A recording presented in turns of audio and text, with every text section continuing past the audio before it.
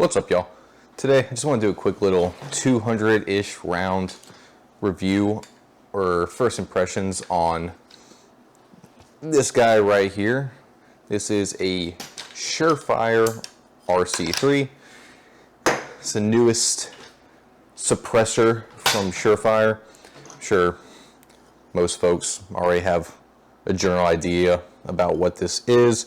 It's SureFire's take on a flow-through design, similar to the HuxWorks Flow 556.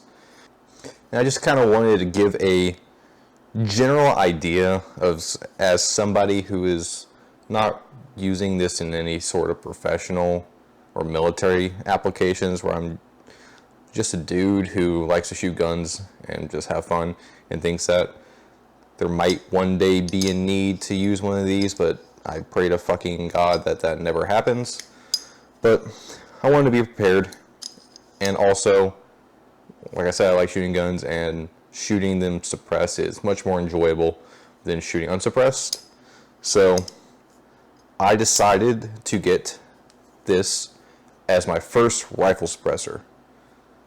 So that means I don't have much experience with other suppressors aside from one pistol caliber suppressor, the HuxWorks Cash 9K, which is the K-Can variant of the HuxWorks Rad 9.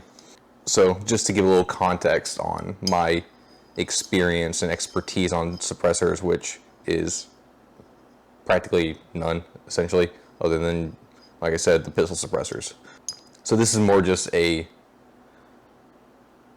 quick opinions of somebody who this is their only suppressor or only rifle rated suppressor. First, I'll go ahead and just explain why I decided to get this. The reason I got this is twofold. One is I wanted a flow-through style can for my first suppressor. And the reason being is because I wanted the health benefits of shooting a flow-through or reduced back pressure style suppressor. I didn't want to get gassed out, get gas to the face, and expose myself to all those carcinogens and all that lead.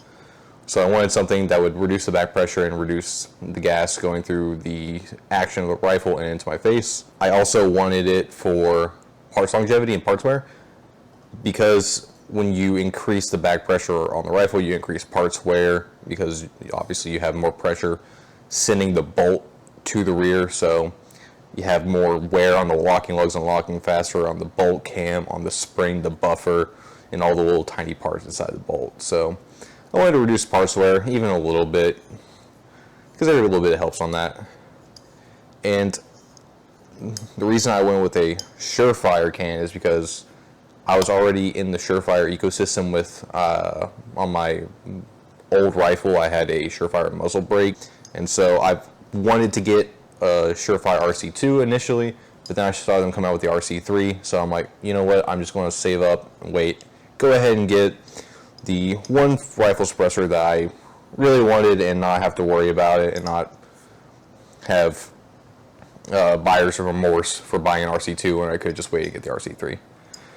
With that being said, the biggest factor on buying the RC3 is cost. This thing MSRP's for, what is it, $1,700, $1,800 compared to the MSRP of the RC2, which is closer to $1,200. That being said, you do get more benefits with the RC3, which is the flow-through technology, flow-through design. Although these do MSRP for $1,700 to $1,800, whatever it is, I find them on sale quite frequently. For example, I got this one for $1,400 from Big Tech's Ordnance. No tax, no shipping, just a FFL transfer fee whenever it got to my FFL, which will vary depending on your FFL. So all in all, I came out to about $1,470, which is quite expensive. That's a month's rent for a lot of people, including me. That's damn near close to a full month's rent.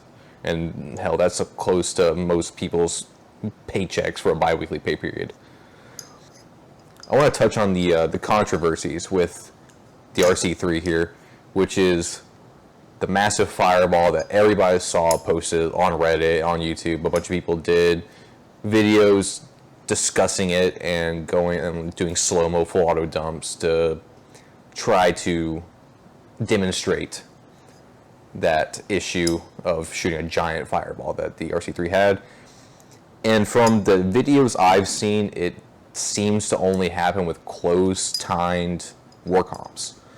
I have on this 20-inch right here, this is my M16, I have the SureFire A2 flash hider, which the SureFire SOCOM A2 flash hider, which I didn't actually even know was a thing, was an option until quite recently. So I went ahead and went with that on this, and from the couple hundred rounds, from the 100 some odd rounds I put through this on this muzzle device, I haven't noticed a massive flash, a giant fireball like you saw in the photo. I also had it on a 14.5 with a SureFire muzzle brake, and that seemed to have minimal flash, although I do have a video of me shooting it, and you can see a fireball coming out of it, a little jet of flame coming out, about that much, which seems to be about on par for what I've seen in examples of the SureFire RC2.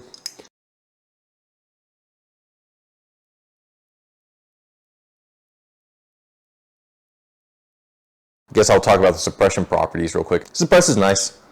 Sounds nice.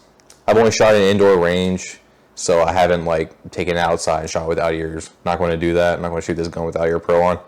Although it does suppress nice. It cycles nice. It does its job at reducing back pressure, and I get no gas to the face. I've done bill drills, fucking failure to stop drills, and just other mag dumps, and I haven't been gassed out not a single time by this. Not on this 20-inch, nor on my 14.5, which I don't have anymore, which I put about 100 or so rounds through that. Like I said, I've only put 200 rounds through this, so this is just kind of more of an initial overview. I have not experimented with other SureFire muzzle devices. I'm not going to, because I don't feel like spending hundreds and hundreds of dollars on buying different SureFire muzzle devices to test out on different rifle barrels and shit like that. It's just not something I intend to do, because I found a solution that works for me. SureFire A2 flash hires seem to work fine on at least on a 20-inch. I have one coming in for a 16-inch that I have, which I will test out, because I'm just going. This is going to be going back and forth between any 5.56 rifle I have, or maybe even a 5.7 if I decide to put it on a P90, which would be super fucking sweet. I do want to touch on one quick thing, though. That is, mounts up, it locks and doesn't move. I've had a SureFire Warden, which I would crank down, and then I have to wiggle it a little bit, and then crank down one more ratchet notch on the ratcheting system. I haven't had to do this on this. I just put it on, crank it down, good to go immediately. However, it's not the easiest thing in the world to get off. Sometimes it gets kind of wedged on there, especially after firing. After the 150, 110, 20 rounds I put through it on my first range trip, or my second range trip with it, it started to get carbon lock, and I had to really kind of crank on it and pry on it to get it to actually come off the rifle so I could transport it home. So I guess overall, is this really worth it? I'm going to say, unless you're already in the SureFire ecosystem with all their muzzle devices on a bunch of different rifles, I'm going to go ahead and say no. I would go ahead and go with the Huxworks Cat or Flow 5.56, even though I haven't shot it before. It's cheaper. You can find bundles where you get a free flash hider with it for like $900, $1,000, compared to getting a SureFire RC3 with that's $1,400, $1,500, $1,600, depending on where you get it from and when you get it. I just, like I said, unless you're already in the ecosystem, it's probably not worth. A couple things to note. I did see a comment saying that you can't shoot this off like you can with the RC2 if it gets carbon locked. I'm not sure how true that is. I actually probably should just go ahead and read the manual, actually.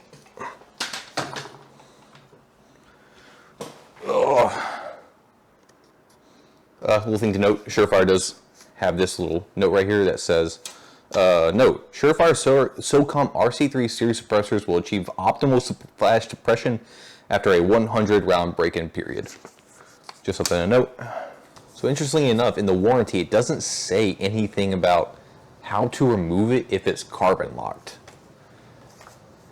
Which on the RC2 is stated that you just unlock the collar and shoot it, and the can will just go flying 20, 30 feet down range. You just go pick it up. This does not say anything about being able to shoot it off if it's carbon locked. So I have no idea how to remove this thing if it gets carbon locked to the rifle. I guess you just take a hammer and whack on the fucking locking collar and hope it breaks it free. I don't know. I haven't got to that point yet. But yeah, that's my little 2 cents on the SureFire RC3. Overall, great can. Love this flow through, or the reduced back pressure technology. Does a great job at reducing gas to the face. Does a pretty good job at suppression. Does a good job at flash reduction, with the caveat of you need to have it on the correct muzzle device, which tends to be either SureFire muzzle brake, SureFire A2 flash hider, SureFire 3-prong flash hider, or SureFire 4-prong flash hider. I hear that the war comps aren't good for suppressor mounting in general, even if it's not RC3. But definitely don't go with a closed time flash hider if you want to get one of these. But that's it. Thanks.